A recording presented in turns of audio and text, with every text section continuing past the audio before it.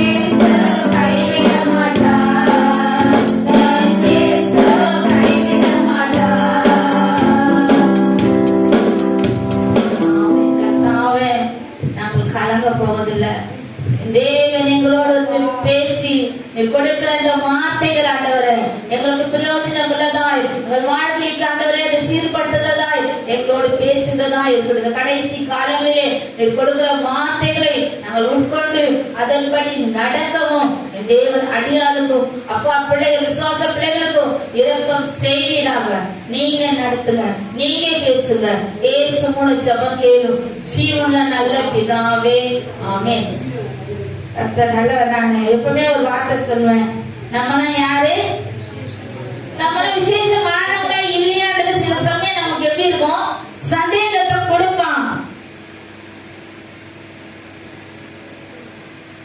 சாத்தான். என்ன பண்ணுவான்? சந்தேகத்தை கொடுப்பான். ஆனா நம்ம என்ன சொன்னோம்?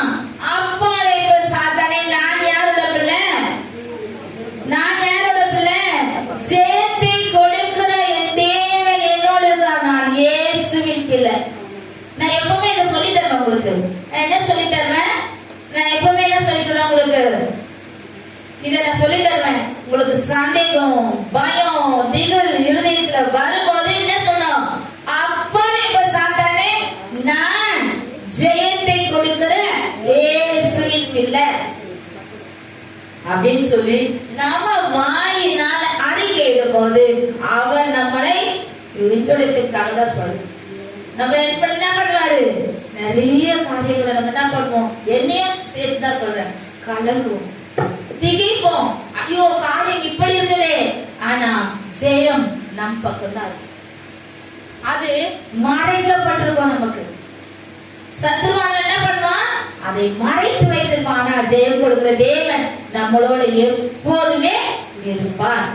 சரி, நான் இன்றைக்கு எப்போதுமே நான் ஒரு மெசேஜ் எடுக்கணும், மெசேஜ் பேசணும்னா ஒரு 10 நாளாவே ஜோம் பண்ணுவேன். ஒரு வாரமா கூட என்னன்னா, எந்த வார்த்தையை கர்த்தர் கொடுக்கிறாரோ அந்த வார்த்தையில தான் நான் நின்று அதன்படி. நான் நேற்றைக்கு ஆர்டர் கொடுத்துட்டார் வார்த்தையே ஒரு 4 நாள் முன்னாடி ஒரே ஒரு வார்த்தை கொடுத்தாரு. என்ன வார்த்தை தெரியுங்களா? இருதயம். இருதயம்னா ஒரு பயம் இருக்கு இல்லையா? இருதயம்னா ஒரு பயம் இருக்கா இல்லையா? இருக்கும். இருதயம்னா நம்ம தலையிலிருந்து கால் வரைக்கும் இருக்கிற எல்லாவற்றையும் இயங்க செய்கிறது எது? இருதயத்துல எல்லா வாழ்வுன்னா அது 4 வாழ்வுகள் இருக்குது. 4 வாழ்வு, அது ஒரு மெயின் வாழ்வு. அதுல 4 வாழ்வுகள் பிரிந்து போய் ரத்தம் என்ன பண்ணும்? அந்த ரத்தம் உடல் முழுவதுமாய் நம்ம என்ன பண்ணோம்? சீராக்கி நடத்தும். சரி, என்ன இருதயம் ஒரு வார்த்தையை நீங்க கொடுத்திருக்கீங்களே, இருதயம் ஒரு வார்த்தையை கொடுத்திருக்கீங்களே, எனக்கு வார்த்தைகளை நீங்க தான் கொடுக்கணும். வேதத்தை எடுக்கிறேன், நீங்க எனக்கு வார்த்தைகளை கொடுக்கும் போது நான் பற்றிக்கொண்டு அதன்படி வார்த்தைகளை நான் எழுதுவேன் என்று சொல்லி தேவனிடத்தில் நான் என்ன பண்ண? கேட்டு வார்த்தைகளை நான் கேட்டு அதன்படி செய்தேன். என்னன்னா, நம்ம இருதயத்தை ஆண்டவர் எப்படி வச்சிருக்கிறாரு, எவ்வளவு பத்திரமா உள்ள வச்சிருக்கிறாரு. அது எப்படி செயல்படுத்துறது யாருக்காவது தெரியுமா? யாருக்கு தெரியும்? ஆண்டவர் மட்டும்தான் தெரியும். அது எப்படி செயல்படுகிறது என்று யாருக்கு தெரியும்? தேவனுக்கு மட்டும்தான் தெரியும். டாக்டர் சொல்லுவாங்க, ஒரு ஆபரேஷன் தியேட்டருக்குள்ள போகும்போது ஐயா கூட ஆன்ஜியோ பண்ணும்போது டாக்டர்ஸ் கூப்பிட்டு எங்களை பேசினாங்க. 4-5 வருஷம் போய் கூப்பிட்டு பேசும்போது என்ன சொன்னாங்க? எங்க கையில ஒண்ணும் இல்லைங்க, நாங்க செய்வோம். கடைசியில எதுனாச்சு நீங்க என்ன பண்ணக்கூடாது? எங்களை கேட்கக்கூடாது. எங்களுக்கு தெரியும் யாரு கொண்டு போனாரோ அவர் சரி செய்ய கொண்டு வந்து சேர்த்து எல்லாம் கரங்களை கட்டுங்க. யாரு கொண்டு போனாரோ அவர் என்ன பண்ணாரு? நான் தைரியமா சொன்னேன், என் இயேசு பெரியவர். யாரு? இயேசு என் இருதயத்தையும் எல்லா மக்களோட இதயத்தையும் என் கணவரோட இதயத்தையும் எப்படி இருக்குது, என்ன மிஸ்டேக் அவருக்கு தெரியும். அவரே சரி செய்து கொண்டு வந்துருவார். கொண்டு வந்தாரா? கொண்டு வந்தாரா?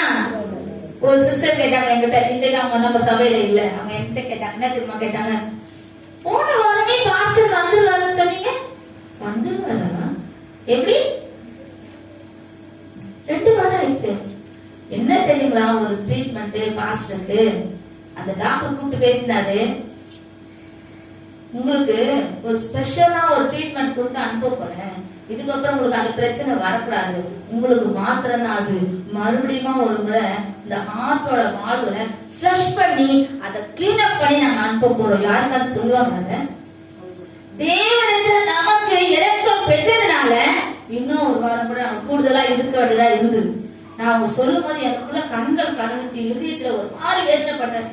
பாஸ்டர் வந்துருவாரா அப்படின்னு கேட்டாங்க. இதே இடத்துல நின்று ரொம்ப என்ன, எசப்பா எனக்காக செபிக்கணும் தானே இவங்க, நான் நம்புறேன். ஆனா இவங்க எப்படி கேட்டாங்க? அதுக்கப்புறம் கொஞ்ச நாளே அவங்க இங்க இல்ல. ஏன் சொல்றேன்னா, நம்ம இருதயம் தேவனுடைய கருத்துல இருக்கு. ராஜாவின் இருதயம் யார் கருத்துல இருந்து? கர்த்தருடைய அவர் என்ன பண்ணாரு? நீர்கால்களை போல நடத்துகிறாராம். அந்த இருதயத்தை பார்த்துட்டு தேவன் நமக்கு எதுவும் சேதம் அடையாதபடி அவரே பாதுகாக்கிறார், அவரே பாதுகாக்கிறார், அவரே நடத்துகிறார். ஆனா நம்ம என்ன பண்றோம்? பயப்படக்கூடாது. ஒரு வசனத்தை நம்ம வாசிக்கலாம்.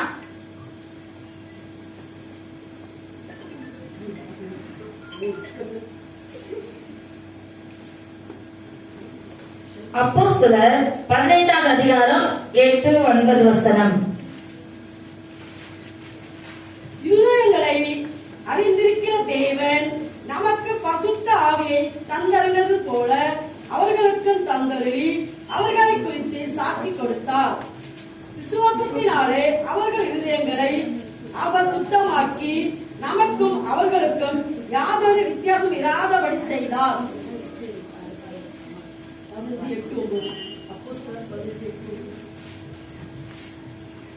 படிச்சீங்களாமா?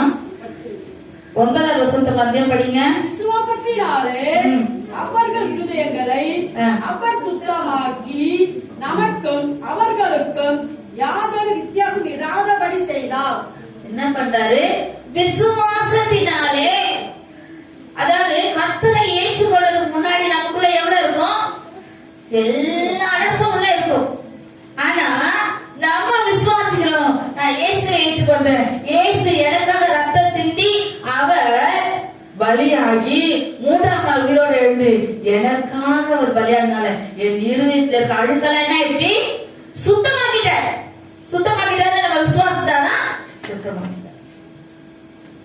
நான் இப்போ சுத்தமா இருக்கிறேன். என்ன தெரியுங்களா? இந்த காலங்கள்ல இருதயத்தை கெடுக்கிற காரியங்கள் உலகத்துல அதிகமாய் உண்டு. நம்ம வெளியில போகும்போது வரும்போது அநேக காரியங்களை நம்ம பார்த்துக்கிட்டு இருக்கோம். டிவியில பாக்குறோம், நிறைய பாக்குறோம். கடைசி காலங்கள்ல இருதயம் நமக்கு எப்படி இருக்கணும்? லகுவாயும் பரிசுத்தமாக்கப்படுதாயும் செம்மையாக்கப்படுதாமா இருக்கும் போது நம்ம தேவனோட ஐக்கியத்துல அதிகமா இருப்போமா?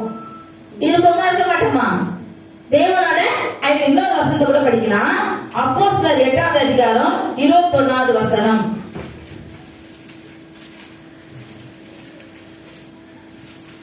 இருதயம் தேவனுக்கு முன்பாக செம்மையா இராதபடியால் இந்த விஷயத்திலே உனக்கு பங்கும் இல்லை பாகமும் இல்லை. யார் இருதயம்? அது உலகத்தான். என்ன கேட்கறான்? எனக்கு இதே மாதிரி எனக்கு அற்புதம் நடக்கிற எனக்கும் இல்ல உடனே கேட்கலாம். ஆனா உன் இருதயம் என்ன இருக்குது? தேவனுக்கு முன்பாக எப்படி இல்ல? செம்மையா இராதபடியால். யாராவது ஒருத்தரை பார்த்து நம்ம உன் இருதயம் சரியே இல்லை, உன் இதயத்தை இவ்வளவு அடாசத்துக்கு நம்ம சொல்ல முடியுமா? கர்த்தரோட ஐக்கியத்துல இருக்கிறவங்க தான் அதை பண்ண முடியும், அதை செய்ய முடியும், அதை ஆராய முடியும். எப்படி வச்சிருக்காரு? உன் இருதயம் செம்மையா இருக்குதா இல்லையா? நம்ம நினைப்போம், நானு ரட்சிக்கப்பட்டுட்டேன், ஞானஸ்நானம் பெற்றுட்டேன், அபிஷேகம் பெற்றுட்டேன், நான் பரலோகத்துக்கு போயிடுவேன். யாராவது சொல்ல முடியுமா? முடியாது. அதாவது முடிவு பரியந்த நிலையில இருப்பவனே. அப்ப முடிவு பரியந்த நிலையில இருக்கணும். அது முதலாவது நம்ம பரிசுத்தமா காத்துக்கொள்ள வேண்டியது. பரிசுத்தமா காத்துக்கொள்ள வேண்டியது இருதயம் பரிசுத்தமா இருந்தா உடல் முழுவதும் நமக்கு ஆரோக்கியமா இருக்கும், சிந்தையா ஆரோக்கியமா இருக்கும். இருதயத்தின் நிறைவுல என்ன பேசும்? இருதயத்தின் நிறைவுல நான் என்ன யோசிக்கணும், அதெல்லாம் என்ன பண்ணுவேன்? பேசு. அப்போ அந்த இருதயம் நமக்கு எப்படி இருக்கணும்? எப்படி இருக்கணும்? செம்மையா இருக்கணும், சுத்தமா இருக்கணும். அது நம்ம என்ன பண்ணணும்? ஒவ்வொரு நேரம் நிறைய மெசேஜ் கேட்போம், நிறைய பெரிய பெரிய மெசேஜ் எல்லாம் கேட்போம். அது நல்லா கேட்கும் போது எப்படி இருக்கும்? நல்லா இருக்கும். ஆனா அது வாழ்க்கைக்கு ஒரு வார்த்தை சொல்லுவாங்க, நிறைய ஏதோ படிச்ச பிள்ளைங்க ஏதோ போய் வேலை செய்யுங்க. ஒரு பொண்ணு ஃபுல்லா சயின்ஸ் படிச்ச பொண்ணு கிளினிக்கல் ஒர்க் பண்ணுது. நான் கேட்டேன், நீ என்னமா நீ ஃபுல் சயின்ஸ் படிச்சது, எம்எஸ்சி வரைக்கும் நீ இதை பண்ற? ஆண்டி ஏட்டு சுரக்காய் கறிக்கு உதகாது. சுரக்காய் வந்து நம்ம இதுல பாக்குறோம், அது என்னது? எனக்கு வாயில போகுமா? என்னுடைய படிப்பை வச்சு நான் எதேதோ அதே வேலையில போனேன், எனக்கு எதுவுமே கிடைக்கல ஆண்டி. இந்த வேலை தான் எனக்கு கிடைச்சது, இது எனக்கு போதுமான சம்பளம் கிடைக்குது, அதனால நான் என்ன பண்றேன்? இதை பிடிச்சுக்கிட்டேன். அப்போ ஏன் சொல்ற இதனா, நம்ம கேட்போம், அதன்படி நடக்கணும். நம்ம என்ன பண்ணணும்? பிரயாசப்படணும். அப்பதான் வாழ்க்கை நமக்கு அற்புதம், அப்பதான் நமக்கு அதிசயங்கள் நடக்கும். நம்ம கேட்கிறோம். இப்ப பலிபீடத்திலிருந்து தேவன் பேசுகிறார் எனக்காகவும் உங்களுக்காகவும். அவர் கொடுத்த வார்த்தை நான் இன்னைக்கு ஜெபம் பண்ணிட்டு வந்தேன். என்ன ஜெபம் பண்ணிட்டு தெரியுமா? இன்றைக்கு இதுதான் வார்த்தை, இதுதான் மெசேஜ் சொன்னா பலிபீடத்துல இருந்து அந்த வார்த்தை வரணும். ஆராதனை வேலையில இன்றைக்கு 3 முறை ஐயா சொன்னார், நீங்களா கவனிச்சுக்கல? இருதயம் என்ற வார்த்தையை 3 முறை யூஸ் பண்ண.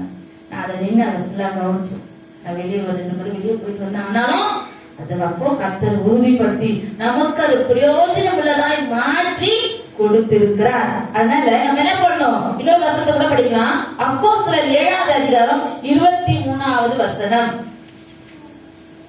அவனுக்கு 40 வயதான போது இஸ்ரவேல் புத்திரராகிய தன்னுடைய சகோதரனை கண்டு சந்திக்கும்படி அவனுடைய இதயத்தில் எண்ணம் உண்டாயிற்று.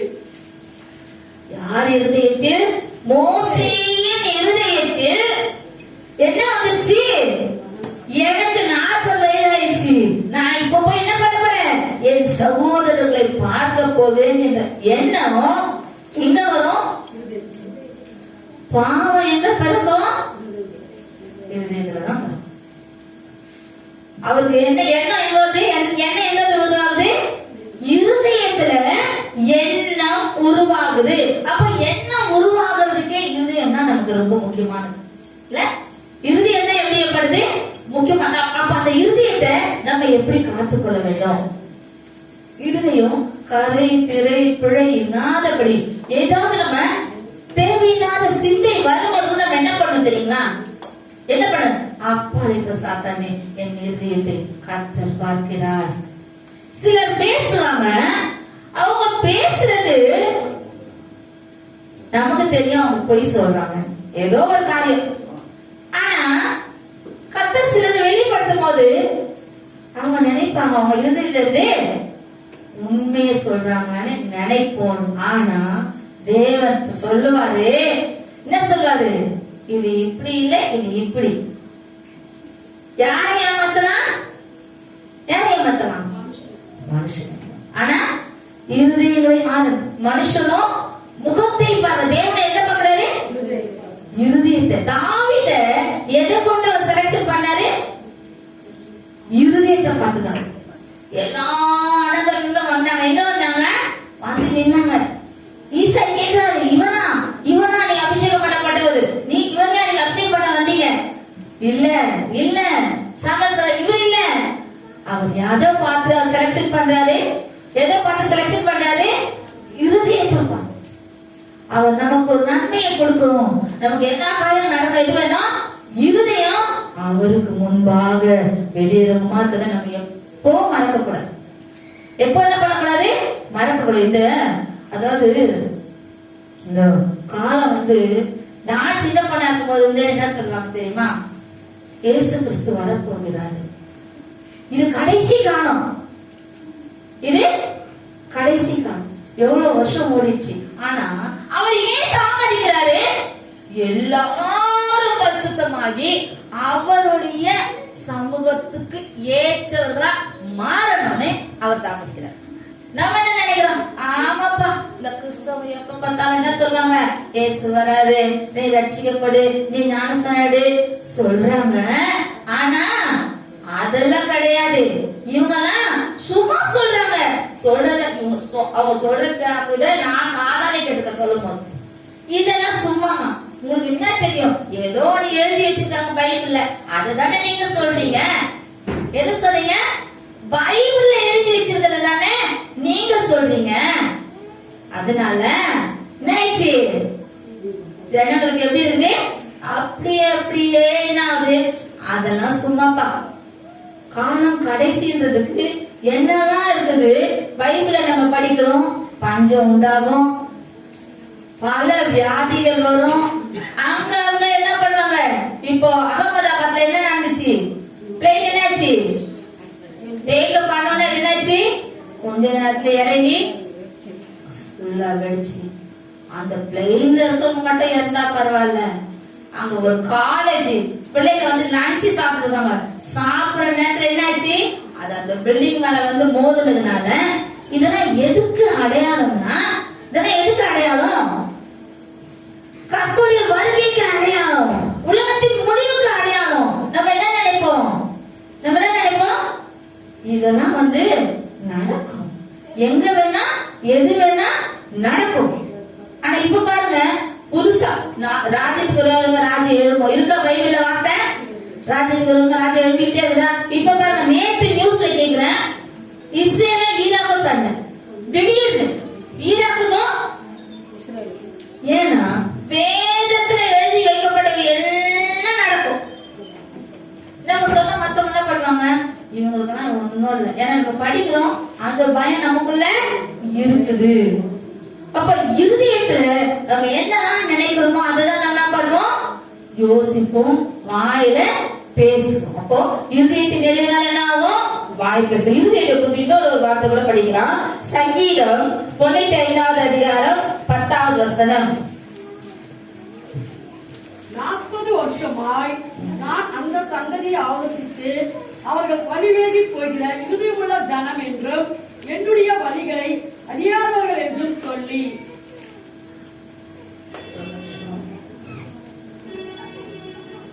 40 வருஷமாய் நான் அந்த சங்கையை ஆலோசித்து என்ன பண்றாரு? வழி போகிற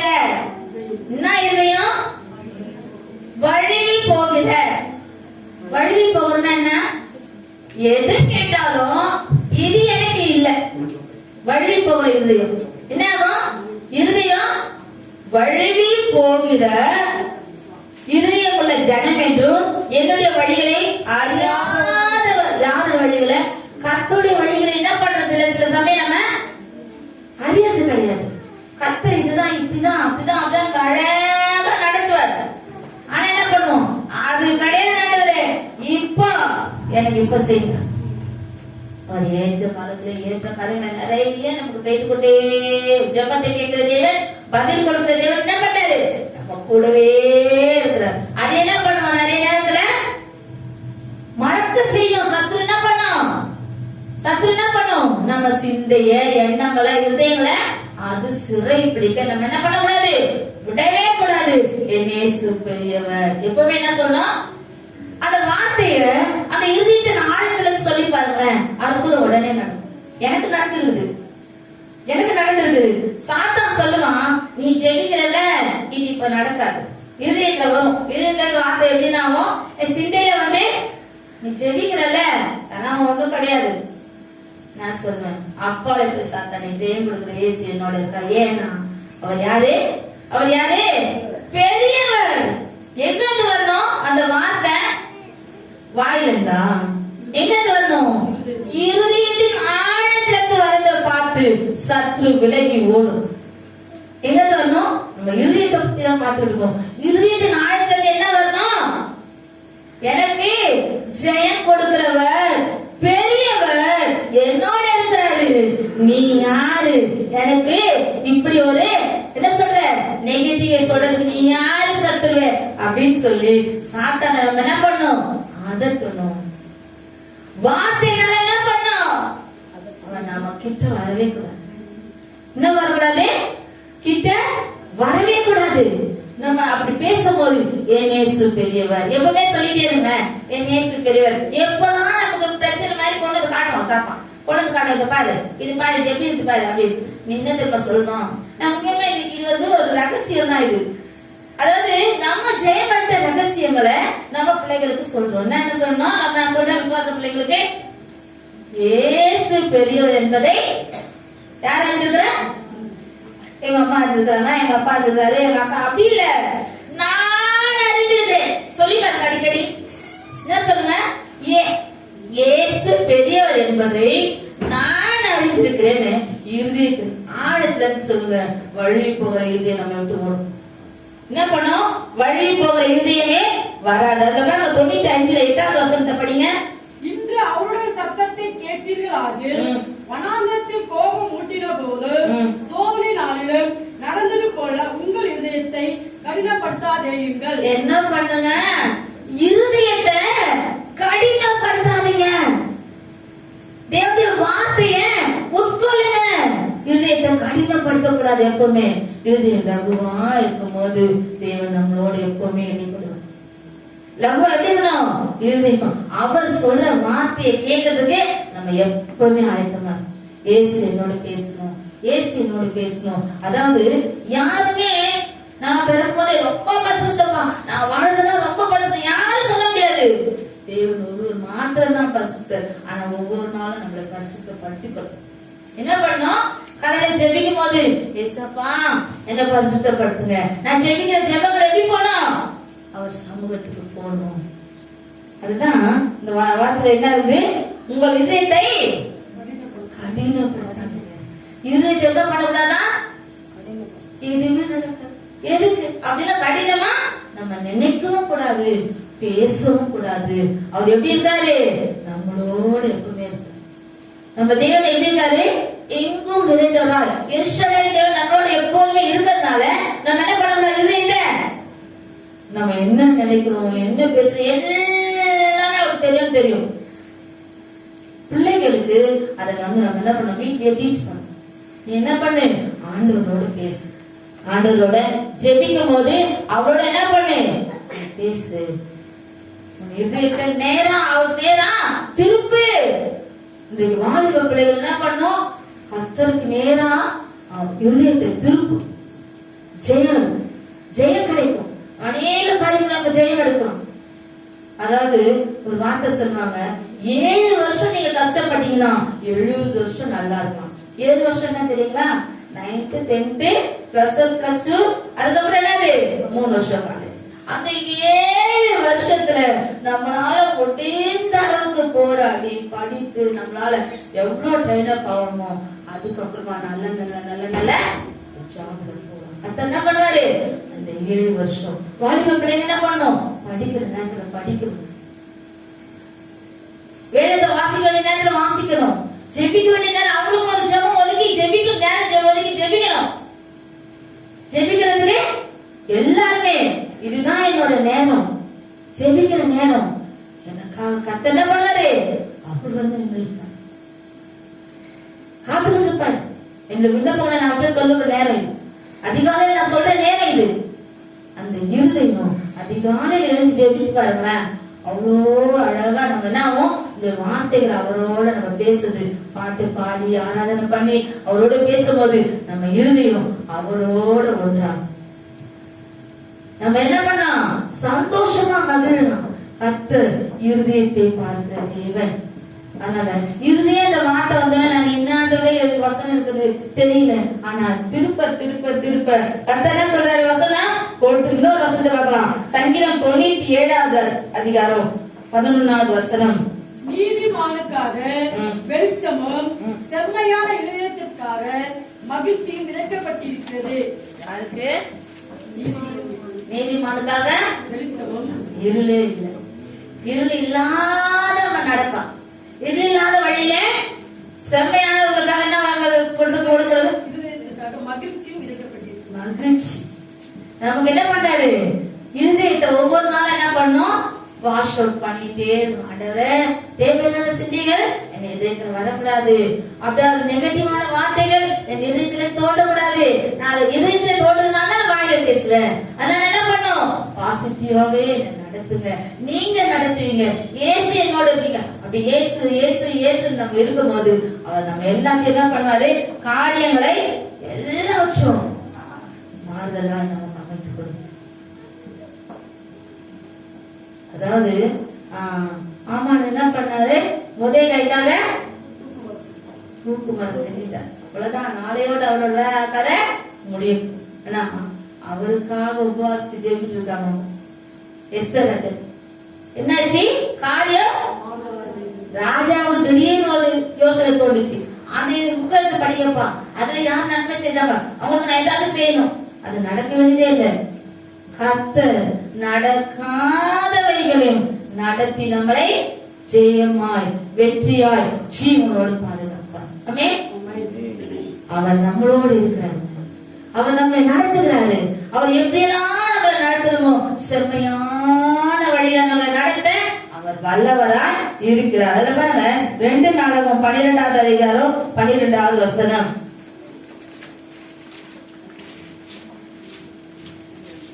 அவன் தன்னை தாக்கினபடியினால் கர்த்தர் அவனை முழுவதும் அழிக்காதபடிக்கு அவருடைய கோபம் அவனை விட்டு திரும்பிற்று. யூதாவிலே இன்னும் சில காரியங்களை சீராயிருந்தது. தாழ்த்தணும். என்ன பண்ணோம்? நான் ஒன்னும் இல்லை ஏசப்பா, நீங்க மாத்திரம் தான் எனக்கு தெரியும். நான் யாரு? நான் ஒண்ணுமே இல்லை. ஜெயம் கொடுக்கிறவர் இயேசு, தேவாதி தேவன், பரிசுத்த ஆவியானவர் நம்மளோட இருக்கிற தேவன். அவர் என்ன பண்ணுவாரு? நம்மள தாழ்த்தணும். நான் ஒண்ணு இல்லை, நீங்க ஜெயம் கொடுக்கிறவர், நீங்க என்னோட இருக்கீங்க. அநேக கண்கள் கண்டு வீக்கத்தக்கதை என்ன பண்ணுவீங்க? உயர்த்துவீங்க. உயர்த்த மாட்டாரா? இன்னும் அதிகமா. அதாவது ஒன்னே நான் கேட்பேன் எப்பவுமே எல்லாத்தையும், கர்த்தரை தெரிந்து கொண்டதுனால நீ கீழே போயிட்டேன்னு சொல்லு. கர்த்தரோட நான் இசைந்து அவருக்கு அவருடைய எல்லா காரியங்களும் என்ன பண்றேன்? கற்பனைகள் படி நடக்கிறதுனால நான் கீழே போனேன் யாருமே சொல்லவே முடியாது. ஏன்னா அவர் என்ன பண்றாரு? நம்மளை பார்க்கிறார், நம்மளை உயர்த்துகிறார். நம்ம தேவன் பெரியவர், அவர் பெரியவர். அவர் பெரிய காரியம் எப்பவுமே நமக்கு செய்துட்டே தான் இருக்காரு, இன்னுமே செய்வார். என்ன பண்ணுவாரு? இன்னும் இன்னும் இன்னும் பெரிய காரியத்தை செய்ய அவர் நமக்காக இருக்கிறார். நம்ம தேவன் பரலோகத்தின் தேவன். இப்போது நம்ம என்ன பண்றாரு? என்ன பண்றாரு? நம்ம சபைய பார்த்துட்டு இருக்காரு. என் பிள்ளைங்க என்ன பண்றாங்க? சபையில இருந்து அந்த வார்த்தைகளை கேட்டுக்கிட்டு இருக்காங்க. வார்த்தைகள் எங்க போனோம்? எங்க போனோம்? ஒரு காதுல போய் ஒரு காதுல ஒருத்தர் சொன்னாரு, ஏப்பா எதுக்கு 2 காது கொடுத்துருக்குது? திட்டினா போது ஒரு காதுல வாங்கி என்ன காதுல என்ன பண்ணு? இது வேதம் அப்படிப்பட்டது அல்ல. இது என்ன பண்ண? நம்ம இருதயத்தின் ஆழத்துல பதிய வைத்துக் கொள்ள வேண்டும். பதிய வைத்துக் கொள்ளும் போது அது எப்படி இருக்கும்? நமக்கு எல்லாமே ஜெயம் கொடுக்கிறதாய். அதாவது ஒரு வசனம் இருக்குது, என் இறுதி என்னுடைய வார்த்தைக்கு நடுங்குகிறவனே யார பார்ப்பாரா? வார்த்தைய படிக்கிறேன், அந்த வார்த்தையை என்ன பண்றேன்? நான் உட்கொள்றேன். அந்த வார்த்தை எனக்குள்ள கிரியை செய்யும் போது அவர் நம்மளை நோக்கிப்பார். அந்த வார்த்தை என்ன பண்ணும்? நமக்குள்ள கிரியை செய்யறதா இருக்கணும். அதை நம்ம ஒருபோதும் என்ன பண்ணக்கூடாது? கேட்டோம் மறந்துட்டோம். ஒருத்தவங்க சர்ச்சைக்கு போயிட்டு வந்தாங்க. நான் கேட்டேன், இந்த வாரம் என்னங்க உங்க சர்ச்சில் மெசேஜ்? ஏதோ பேசுனாங்க, நான் எழுதி வச்சிருக்கிறேன், பார்த்து சொல்றேன். எப்படி சொல்றேன்? எழுதி வச்சிருக்கிறேன். நம்ம என்ன பண்ணோம்?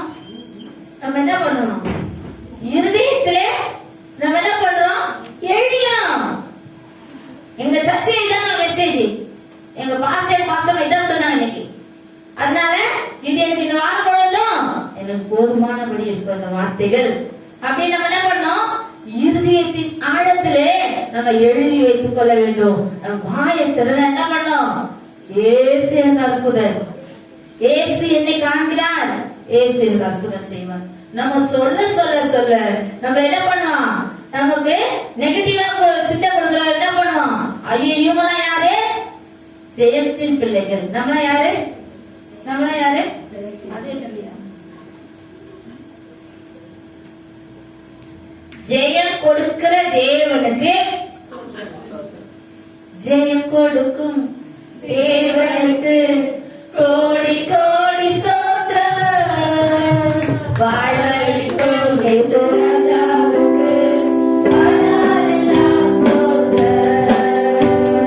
ஜெயம் கொடுக்கும் தேவனுக்கு கோடி கோடி ஸ்தோத்திரம். வாழ்வளிக்கும் இயேசு ராஜாவுக்கு வாழ்நாளெல்லாம் ஸ்தோத்திரம்.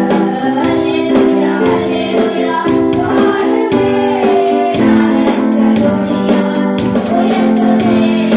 அல்லேலூயா அல்லேலூயா பாடுவேன் ஆனந்த துணியா உயர்த்துவேன்.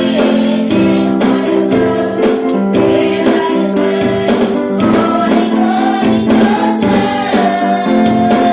வாழ்வளிக்கும் இயேசு ராஜாவுக்கு வாழ்நாளெல்லாம் ஸ்தோத்திரம். ஆமென். யாருக்கு ஸ்தோத்திரம்? ஜெயம் கொடுக்கிற தேவனுக்கு. நமக்கு தோல்வி நமக்கு என்றுமே இல்ல.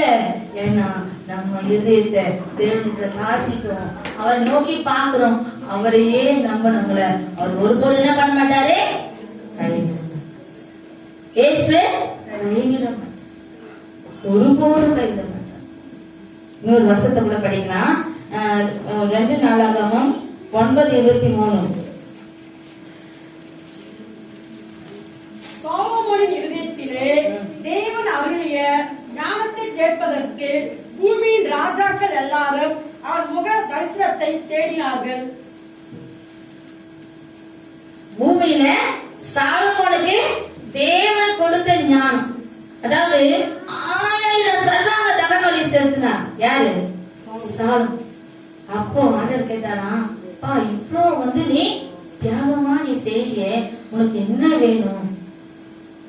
என்ன வேணும்? ராஜ்யத்தை பெருக்கணுமா? பொன் பொருள் வேணுமா? வேற வெள்ளி எது வேணுமா? எது வேணும் அவனுக்கு? சாலமோன் ராஜா என்ன கேட்டாரா? ஞானம் கொடுங்க. இந்த மக்களை நடத்துறதுக்கு ஞானத்தை பெற்றுக்கொண்டோம்னா பெரிய லெவல்ல என்ன பண்ணலாம்?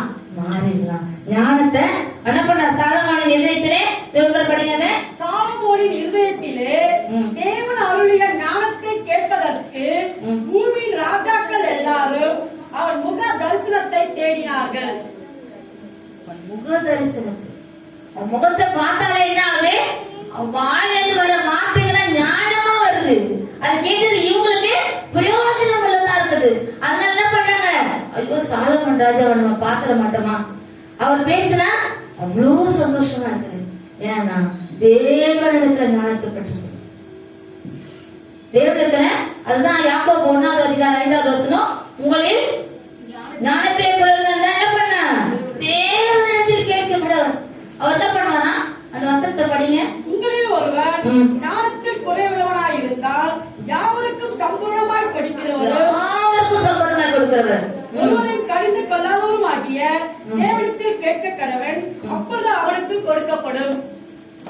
தேவனிடத்தில் கேட்டா என்ன பண்ணுவாங்கன்னா பெற்றுக்கொள்ளும். கேட்டு நான் பெற்றுக்கொண்டேன் அப்படின்னு என்ன பண்ணுமா, விசுவாசிக்கணும். வாயினா